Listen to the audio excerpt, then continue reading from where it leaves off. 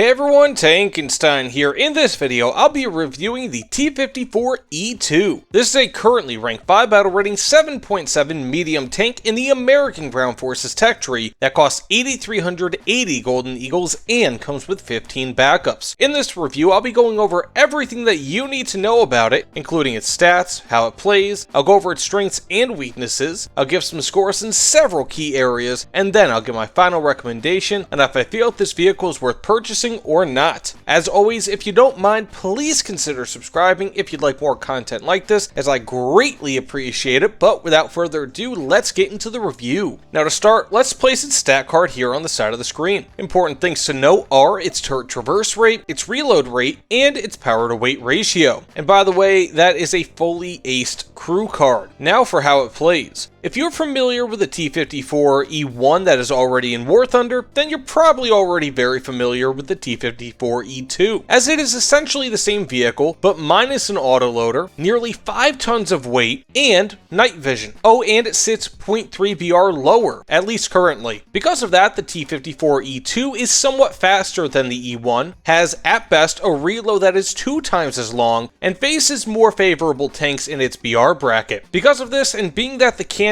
on the T54E2 is still fantastic, you will find that the ideal role for this vehicle is that of sniping. It has a long reload, high velocity and high penning APDS, and middling armor, give or take. All things that benefit from being at longer ranges from the enemy. Add in decent gunner's optics that zoom up to 7.5 times, and you have an ideal vehicle again for the sniping role. You can also use the T54E2 for other roles such as brawling, but the reload is just a bit too long to reliably do this, especially without fully acing your crew. With an untrained crew, the reload can be as high as 13 seconds, which is far too long for brawling. Alternatively, you can frontline with this vehicle, though I would only do that in down tiers due to the iffy armor and average overall survivability, and especially if you know where points of cover are. Regardless, the mobility on this vehicle, while nothing special, is surprisingly good, so you can also flank with it, though this is best done from cover while transitioning into a sniping role. While you can do a little bit of this and that with the T54E2, all roads will eventually lead back to sniping, which is what this tank truly excels at. Now with all that said, let's get into its strengths and weaknesses, and first for its strengths. It has surprisingly decent mobility, despite only cutting off around 5 tons or give or take around 10% of the weight from the T54E1, it definitely feels much more than 10% faster. For its second strength, it has very capable APDS and Heat FS rounds, of which both can be great options for use depending on the situation that you're in. Better still, the APDS has extremely high muzzle velocity of 1554 meters per second. Third, it has a good but not great turret traverse rate that goes up to 21 degrees per second with a fully aced crew. For its fourth strength, it has a good vertical guidance of between -10 and +20 degrees. Fifth, it has good gunner's optics that sit between 6 and 7.5 times zoom. For its sixth strength, while not a laser rangefinder, the T54E2 still has a regular rangefinder, which is still kinda nice. For its seventh strength, it has a commander sight, which some people might like. For its eighth strength, it has a top-mounted HMG that will help take out lightly armored enemies and aircraft, and finally, it features premium RP and SL bonuses. Now for its weaknesses. This is a very large target, especially in terms of height, being even slightly larger than the already large T54E1. For its second weakness, it lacks night vision. Third, it has a poor reload rate that can be anywhere between 13 and 10 seconds, depending on crew skill. For its fourth weakness, it has an absolutely gigantic gun, which is easy to hit and destroy and will make you stick out like a sore thumb. For its fifth weakness, it has decent armor at best, though some people may deem it to be a bit thin, especially around the sides and the rear. This is essentially sitting on an M48 chassis. For its sixth weakness, it has a weak top turret / cupola where the commander sits, which only has around 30 millimeters of armor. And finally, it features no smoke grenades, smoke shells, or ESS, which means you cannot create your own concealment. Now with that said, let's get into how I score this vehicle. For armament, I give it a 7.25 out of 10. The cannon on this vehicle is absolutely fantastic, boasting the choice between one of the best APDS in Warthunder and a very effective Heat FS, both of which can devastate enemies at this BR. Personally, I prefer the Heat FS for closer, heavier your targets, whereas the APDS is a bit better for sniping. Unfortunately, the reload is subpar at best, even when considering relatively long reload times in Soviet vehicles, such as what you might find on the T54. Because of this, you're almost forced into a sniper role, as reload times will not be nearly quick enough for brawling, even with an aced crew, and may still be a bit slow when considering the do-everything type of gameplay of a frontline tank. So in short, the cannon on this vehicle is amazing, but the reload quite simply is not. Regardless, the gunner sights are good, and I have yet to feel like this cannon was insufficient to destroy any enemy that's come across, either by APDS or Heat FS. It is that powerful. Now for mobility, I give it a 5.75 out of 10. This is one of those tanks that is a bit quicker than its power to weight ratio should allow it to be. While not fast, it certainly is not slow, and sits at or slightly above the BR average in terms of how quickly it can move around on all terrain types, which is not a bad thing. It feels much faster than the similar T54E1, likely due to the higher power to weight ratio. I just wish that it could move faster than 43 kilometers per hour, because it definitely feels like it wants to, as I am always hitting that top speed. Now for survivability, I give it a 5 out of 10. While this is essentially the same as the currently higher BR, T54E1 in terms of armor, the E2 has a gigantic ammo rack in the turret that is a relatively big deal and will be hit quite often. Regardless, the E2 lacks smoke grenades, smoke shells, ESS, and only has a 4-man crew. It has good enough armor from the front of the hull and the turret, but it can still be penned by many vehicles. It helps that this vehicle should see a good amount of down tiers, at least in my experience, but even a Tiger II can still be deadly from nearly any range and from nearly any side. This vehicle can still deflect some shells, but not enough to be more than average at best in the survivability category. Now overall, I give it a 6.25 out of 10.